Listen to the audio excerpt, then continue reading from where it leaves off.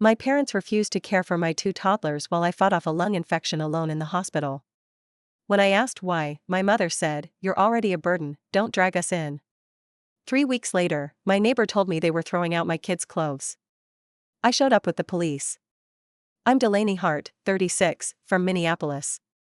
I'm a single mom of two toddlers and I've been on my own since their father bailed just before my youngest was born. This is the story of how my parents left me to die, literally, then tried to erase my kids from their lives like we were garbage. But I didn't just sit back and take it. I brought the police to their doorstep and made sure they'd never have a say in my life again. It started like any other winter week in Minnesota, cold, gray, and heavy with that bone-deep chill that lingers long after the snow has stopped falling. I had been sick for a few days already. Coughing, short of breath, but I pushed through it because, well, I'm a mom. There's no such thing as sick days when you're the only one around. Miles is 4. Juniper is 2. They're full of energy and chaos, and I love them more than life. Their dad, Silas, left when Juniper was still a squirming bundle in my belly. Said he wasn't built for fatherhood. I haven't heard from him since. That week, everything caught up with me. I couldn't breathe.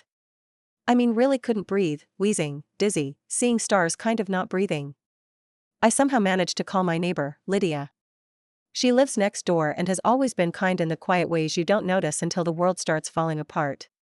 She came over immediately, took one look at me, bundled the kids into her SUV, and drove me to the ER. I didn't even make it through triage before they had me on oxygen. Double pneumonia. Severe. They were talking about the ICU within hours. I was delirious with fever, barely able to think straight. I only remember snippets: the cold of the 4, the sterile hallway lights, the crushing panic that I hadn't packed the kids enough snacks. The next morning, I called my mother. I'll admit it, I was sobbing. I had hit rock bottom and still had the energy to be ashamed about it. I asked her to take the kids. Just for a few days. I told her I was in the hospital, that I might not be able to come home for a while. I expected some hesitation. Maybe a reluctant "we'll see." What did I got? "You're already a burden, Delaney. Don't drag us in." Word for word. Cold. Robotic. Like she was commenting on the weather or picking lint off her sweater. I blinked, thinking maybe the fever was warping her voice. "Mom, please. Just a few days. I don't have anyone else. I'm sorry, but we didn't sign up to raise your mistakes. You figure it out." Then she hung up. I laid there, tears mixing with the oxygen tube, and stared at the hospital ceiling. I'd been let down before. But this was new. This was final. Thank God for Lydia. That woman stepped up in ways that still bring me to tears. She kept my kids fed, warm, bathed, loved.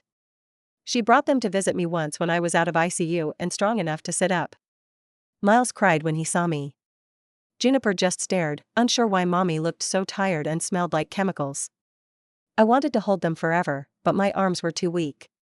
My stay in the hospital lasted 22 days. I fought hard. There were nights when the nurses didn't think I'd make it. I overheard one say I was right on the edge. That phrase stuck with me. When I finally got home, still pale and slow-moving, I walked into a storm I didn't see coming. Lydia welcomed me back like family. She'd even left a pot of stew on the stove and stocked my fridge with groceries. The kids were already back home, asleep in their rooms. But she seemed tense. She sat me down at the kitchen table and took a deep breath. "Delaney, I need to tell you something. I didn't want to add stress while you were healing, but you need to know." She told me that about a week into my hospital stay, my mother had shown up on my porch, unannounced. Lydia hadn't met her before, but she introduced herself and said she was there to take the children's things, because, in her words, Delaney isn't coming back. She's going into long-term care. You don't need to be burdened with her mess. Lydia had been shocked. She told her flat out that wasn't happening, that the kids were staying, and nothing would be taken. My mom left in a huff. I thought that was the end of it. But then, a week later, a random guy in a beat-up pickup dumped boxes behind Lydia's house. Garbage bags, torn cardboard. All of it was stuffed with my kids' clothes, toys, and books. Even Juniper's favorite stuffed bunny. Lydia found them soaked in snow, half buried by windblown trash. She saved what she could and kept it in her garage. When I heard all this, my hands shook. I don't know if it was rage or residual weakness from the illness, but I felt like I was going to pass out. They thought I was dying. That much was clear. But instead of coming to help, instead of checking on their grandchildren or supporting their daughter, they started the process of erasing me. Erasing us. My first thought was that I needed to protect my kids. If they could do this now, what would they try next? Claim custody? Spread lies? I wasn't going to sit back. I called the police. I explained everything: my hospitalization, the abandonment, the false claim about long-term care, the attempted removal of my children's belongings, and the dumping of their personal items. I had texts, voicemails, and hospital discharge paperwork. Lydia backed every word of it. The officer I spoke to listened carefully. He said it might be hard to charge them with anything unless there was evidence of intent to defraud or harm, but he agreed this crossed serious ethical and boundary lines. He offered to send someone out for a wellness check and documentation. I asked to be there when they went. 2 days later, we pulled into the cul-de-sac where I grew up. Same brick house, same pruned hedges. Same cold, indifferent energy. My mom opened the door. My dad stood behind her like a silent accessory. Her eyes landed on me first. Then on the officer beside me. I saw the shift. That split second when her expression turned from shock to calculation. She stepped outside and asked, "Is this really necessary, Delaney?" The officer calmly explained that we were there to address concerns about property that didn't belong to them. She denied everything at first. Said she had no idea what we were talking about. But when the officer mentioned the witness, Lydia, she folded faster than a house of cards. Oh, that? I didn't think Delaney would want all that junk. It was cluttering up her house. Cluttering up my life, I said. You thought I was dying. And instead of being there for your grandchildren, you started erasing them. She said nothing. The officer issued a formal warning for harassment and unlawful disposal of personal property. It wasn't an arrest, but it was on record. He advised them not to come near me or the children again without permission, or there would be legal consequences. As we turned to leave, my dad called out, "You're making a scene over nothing." I didn't even look back. Because that's when it hit me. They never saw me as a daughter. They saw me as a problem to manage. A mess to clean up. And I was done playing the part. The silence in the police car as we pulled away from my parents' house was almost deafening. I stared out the window, not seeing the quiet suburban blocks, just breathing, finally, deeply, trying to calm the shaking in my chest that wasn't from illness anymore. It was rage, betrayal, and a hollow kind of grief. Not the grief that comes with death, but the kind that comes from realizing people who raised you were never really there. That night, I sat on the floor with my kids and tried to explain, gently, clumsily, that Grandma and Grandpa weren't going to visit for a while. Miles asked if he had done something wrong. That broke me. I held him so tight he squirmed, but he let me do it. Juniper curled up in my lap like she knew I needed to feel their heartbeat against mine. Over the next week, I focused on survival in the most basic sense.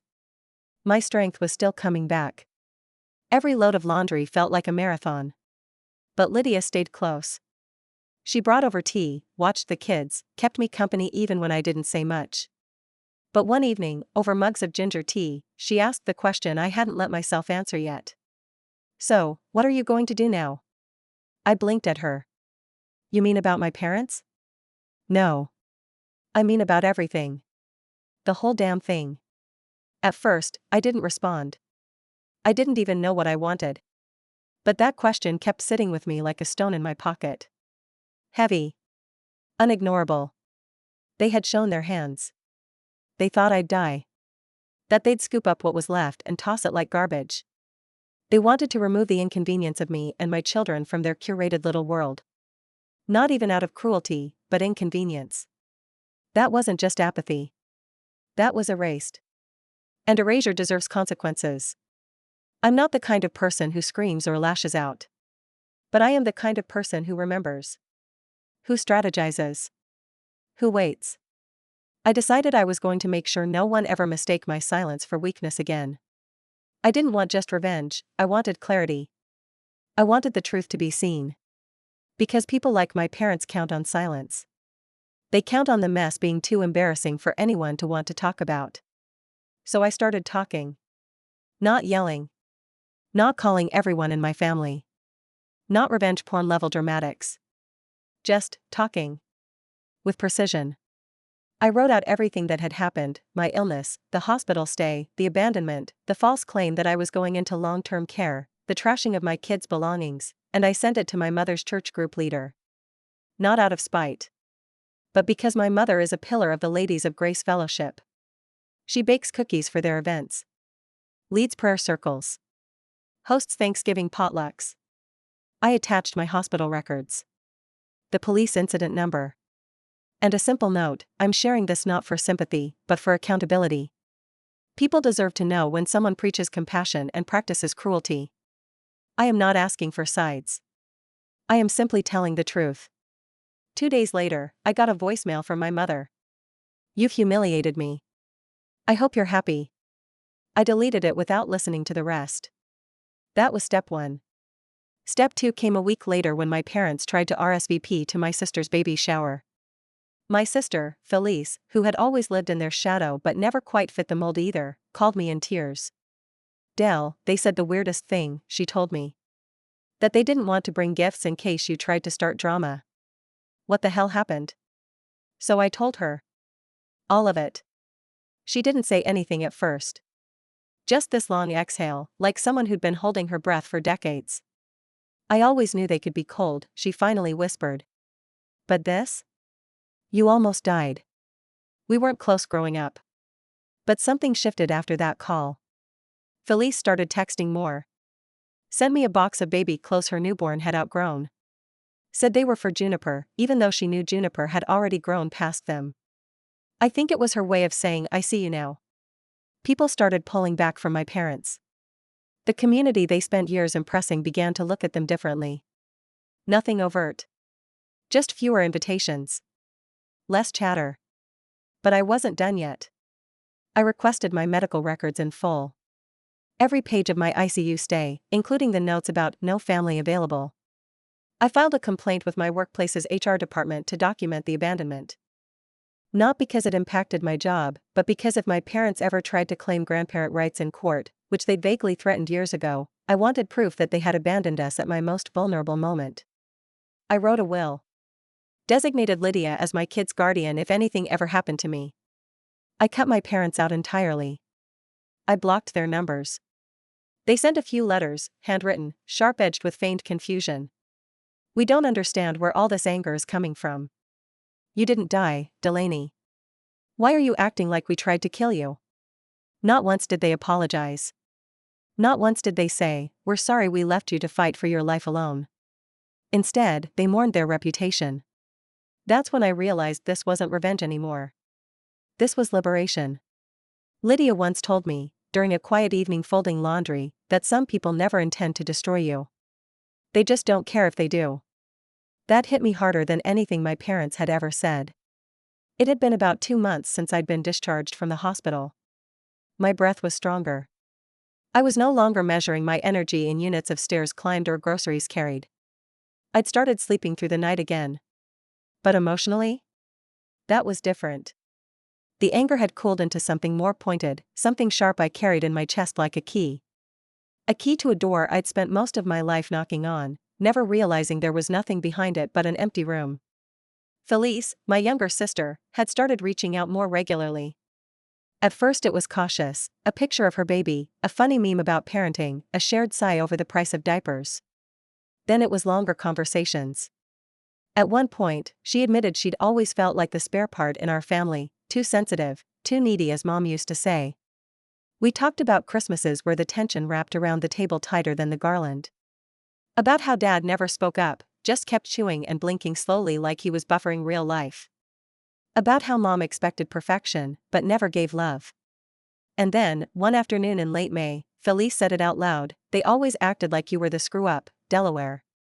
But you were just the only one not pretending." I didn't respond at first. I just cried. Not because she was wrong. Because she was finally right. My parents didn't like being seen. When they started feeling the cold shoulder from the church, from neighbors, from Felice, they did what people like them always do. They tried to rewrite the story. I found out they'd told others that I was mentally unstable, that the lung infection had caused delusions, that I had imagined the things they said, the things they did. They leaned hard into the we're concerned grandparents image, even going as far as asking a friend of mine, through back channels, if I was okay around the kids. They were testing the water. That was a mistake. Because I had receipts. Voicemails. Texts. Lydia's testimony. Police records. Copies of the letter I sent to the church. My hospital file. All of it. I'd turned my pain into paper, proof. I kept it in a binder, tucked inside the top drawer of my bedroom desk. Not because I wanted to sue them, but because I wanted to be ready if they ever tried to touch my life again. And they did try. Eventually. It came with a knock on the door one afternoon in early June. I was sitting in the backyard, Juniper asleep on my chest, Miles drawing chalk dinosaurs on the concrete patio.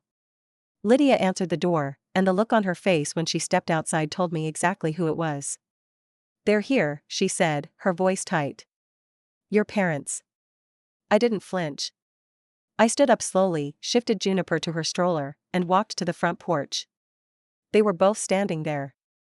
My mother in a cream blazer, like she was heading to a business lunch. My father beside her, silent as always, hands in his pockets like he couldn't decide whether to be angry or apologetic. "I'm not here for a scene," my mother started. I didn't say anything. "We just want to talk. You've misrepresented things. To the church. To Felice. To your neighbors. You think I misrepresented your own words?" I asked. My voice was steady. Not angry. Just tired. Tired in a way that made people nervous. My mother tried a half laugh. "Delaney, you were sick. You were delusional. And Lydia is, well, we don't even know her. She's the reason your grandchildren are still alive," I said. "She's the reason I'm still alive." "That's dramatic," my father muttered. "No," I said, shaking my head.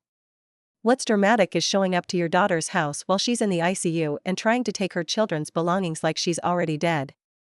What's dramatic is dumping their clothes behind a garage like they were donation bin leftovers. What's dramatic is pretending it never happened." They said nothing. "You left us," I continued. "And now you're mad that people know it." My mother took a breath like she was going to respond. Then she caught herself. She looked over my shoulder, at the little hands poking over the edge of the stroller, at the chalk drawings on the driveway. "We were just trying to help in our own way," she said weakly. "You didn't even call," I replied. "For 3 weeks. And then I said something I never thought I would, you don't get to try again."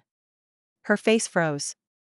The quiet rage behind her carefully done makeup flickered to the surface, but she swallowed it. "We'll see what the courts say," she snapped. My father flinched slightly, as if she'd said it out loud without discussing it first. I crossed my arms. "Please. File something. I dare you. I have everything documented. And unlike you, I have people who were actually there. Lydia. My doctors. My coworkers. My sister. Let's do it. I'd love to have this conversation in front of a judge." She didn't expect that.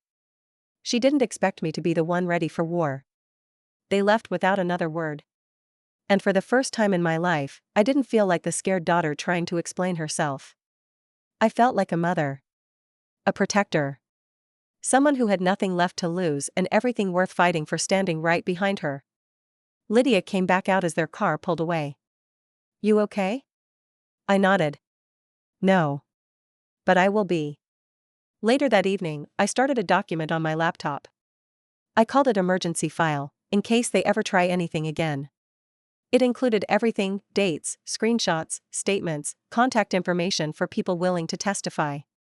I even wrote a short letter to my kids. Not because I was planning to leave, but because I was done being unprepared. People like my parents, they move in silence.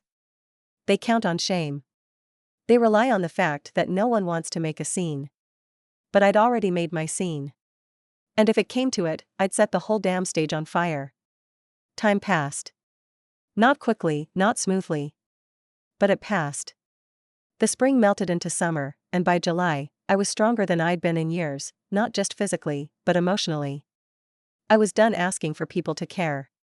I was done performing the role of the black sheep in a family that had no idea what love actually looked like. Lydia became more than a neighbor. She was our emergency contact. Our honorary aunt. Some nights, I'd find Miles curled up on her couch watching cartoons while she crocheted beside him. Juniper took to her so quickly it was like she'd been part of our lives all along. And Felice, God, Felice. Something shifted between us. We started calling each other every other night. Sometimes just for 5 minutes while the kids screamed in the background. Sometimes for an hour, crying over things we never dared to say out loud growing up. We talked about our mother's control. Our father's silence. The way we were always trying to be good enough when all they really wanted was obedience. And eventually, we talked about doing something. Not out of vengeance, but out of clarity. See, the thing about my parents is, they love appearances. Their lives are built around social image, their reputation at church, the neighborhood gatherings, the carefully curated online photos that make their world look clean, good, benevolent. And nothing threatens people like that more than the truth. So we decided to pull off something I can only describe as tactical honesty. The church was hosting its annual Grace Gala in August. It was a big deal: fundraisers, speeches, catered food, families dressed to the nines. My mother had been a key organizer for over a decade. My parents had been selected to be honored with a Lifetime of Service award. Felice told me this one afternoon over the phone, cautiously. "They're going to get a plaque," she said. "A literal plaque." I snorted. "For what? Withholding compassion?" She didn't laugh. "Del, I think you should tell your story." "To who?" "The choir?" "To the people they're lying to." At first, I was resistant. But the more I thought about it, the more it made sense. People like my parents count on silence. On keeping the family drama buried in whispers. So I RSVP'd. I showed up to that event in a fitted navy dress, hair blown out for the first time in a year, with Lydia at my side and my kids in matching outfits. I walked in like I belonged there, because I did. The look started right away. A few of the older women gave me polite nods. Others blinked, visibly surprised. My parents hadn't mentioned I was coming, I'm sure. During the speeches, I kept my mouth shut. I let them have their platitudes. I let them play the part. My mother smiled like a queen in exile, my father stood behind her, still expressionless. And then they were called to the podium. The Lifetime of Service Award. There was applause. Applause that started to slow as a few murmurs passed through the room, because someone else was walking toward the stage. Me. I didn't ask permission. I didn't need a microphone. I walked right up and stood beside them as they accepted their plaque. People were already whispering. I turned and looked at the crowd. My voice didn't tremble. Not once. "I just want to say how proud I am to be here tonight," I began. "Because my parents have dedicated a lifetime to a certain image of service. They know how to smile. How to bake casseroles. How to sit in the front pew." I paused. "And 3 months ago, when I was hospitalized for a near-fatal lung infection, they told me I was a burden. They refused to care for my children. They told my neighbor I was going into long-term care and threw out my kids' clothes." Dead silence. My children were treated like trash. Their things were left in snow-soaked garbage bags behind a garage. And when I asked why, my mother said, "Don't drag us in." No one moved. Felice was standing in the crowd, arms crossed, jaw tight. Lydia was behind her, nodding. "I'm not here for revenge," I said. "I'm here for the truth. Because when someone chooses reputation over love, over life, they don't deserve your applause. They deserve your honesty. So clap if you want. But don't pretend you didn't know." Then I stepped down. And no one clapped. I didn't stay for cake. My parents tried to spin it. Said I'd had a breakdown. Claimed I crashed the event. But it was too late. The lie had cracked wide open. People started asking questions. A few of the other church members quietly reached out to me later. One woman even thanked me for saying what she'd always suspected about them. They didn't get disowned, excommunicated, or kicked out. That's not how this stuff works. But they lost face. And for people like my parents, that's the real consequence. Their social clout evaporated. They stopped being invited to the planning meetings. No one asked them to host potlucks. The plaque? I heard it got quietly removed from the wall a month later for reevaluation. I never spoke to them again. Not because I hate them. Because I'm free. Felice and I are closer than we've ever been. She even asked Lydia to be her baby's godmother. We joke that we're a patchwork family now, held together by resilience and realness, not blood. And me? I'm still writing. Still documenting. Still raising my children with more love than I ever received. And I still keep that binder in my drawer. Not out of fear. Out of pride. Because I didn't let them rewrite my story. I wrote my own ending. And it's better than anything they ever imagined.